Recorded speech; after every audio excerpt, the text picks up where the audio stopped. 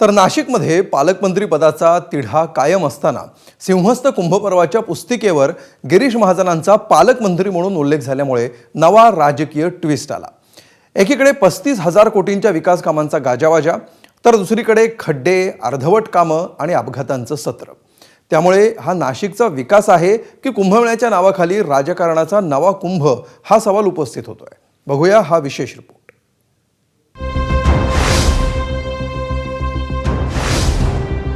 महायुती सरकारला 1.5 वर्षांपेक्षा अधिक काळ झाला।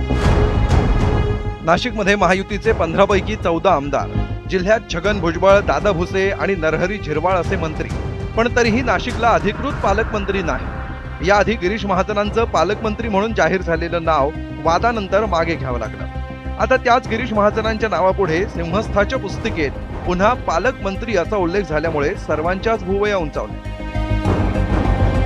नाशिक त्र्यंबकेश्वर सिंहस्थ कुंभमेळ्याच्या माहिती पुस्तिकेचं प्रकाशन जे आहे ते नाशिकच्या प्राधिकरण कार्यालयामध्ये कुंभमेळा आयुक्त शेखर सिंग आणि कुंभमेळा मंत्री गिरीश महाजन यांच्या उपस्थितीमध्ये काही दिवसांपूर्वी पार पडलेलं होतं। एकूण जर बघितलं तर कुंभमेळा मंत्री गिरीश महाजन यांच्या नावाच्या पुढे माननीय पालकमंत्री व कुंभपर्व मंत्री गिरीश महाजन असं या ठिकाणी खरं तर नामोल्लेख या पुस्तिकेवर आपल्याला पाहायला मिळतोय।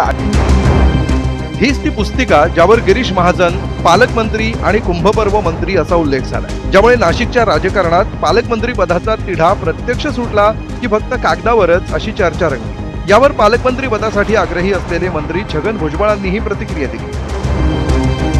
गिरीश महाजनांचा पालकमंत्री म्हणून उल्लेख केला, अजून पालकमंत्री पदाची नियुक्ती झालेली नसते। मला काही कल्पना नाही, मी काही पाहिलं नाहीये, पण हे खरं आहे की पालकमंत्र्याची नाशिकची अजून नियुक्ती झालेली नाही।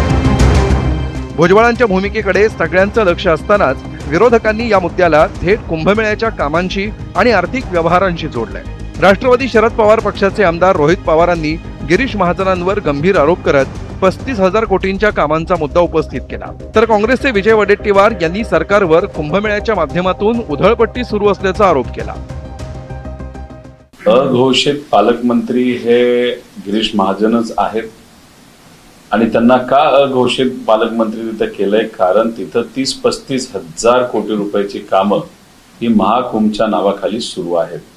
त्याच्यामध्ये 500 कोटी रुपयाचा भ्रष्टाचार कसा झाला हे तुम्हा सर्वांना माहिती आहे।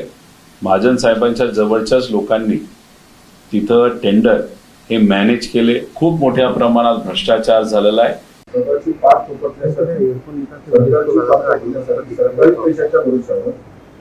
ही जी उधळपट्टी आहे, ही उधळपट्टी आणि स्वतःची वाहवा करून घेण्याचा प्रकार आहे। मला मी पुन्हा एकदा सांगतो की सरकारला त्या पुस्तिकेमध्ये 2-4 पानं भ्रष्टाचारावरही थांबा, जे लोकांना कळेल की तुम्ही इमानदार आहात। पण या सगळ्या राजकारणापलीकडे नाशिककरांचा प्रश्नही महत्वाचा आहे। कुंभमेळ्याच्या नावाखाली रस्त्यांचं खोदकाम, खड्डे, वाहतूक कोंडी, अपघात यामुळे सर्वसामान्यांची चांगलीच गैरसोय झाली।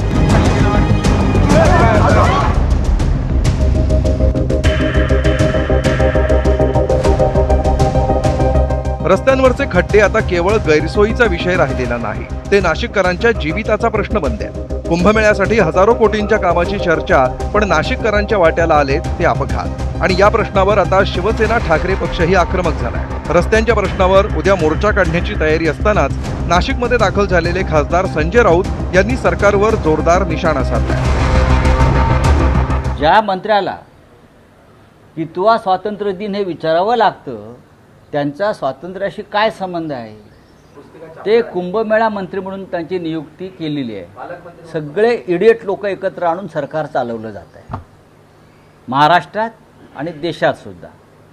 प्रत्येक इडियट शोधून इडियट काढतात ते, आणि मग त्याला कॅबिनेट मंत्री, राज्यमंत्री, हा सगळं इडियट कॅबिनेट आहे। घ्या माझ्यावरती तक्रार आणि घ्या।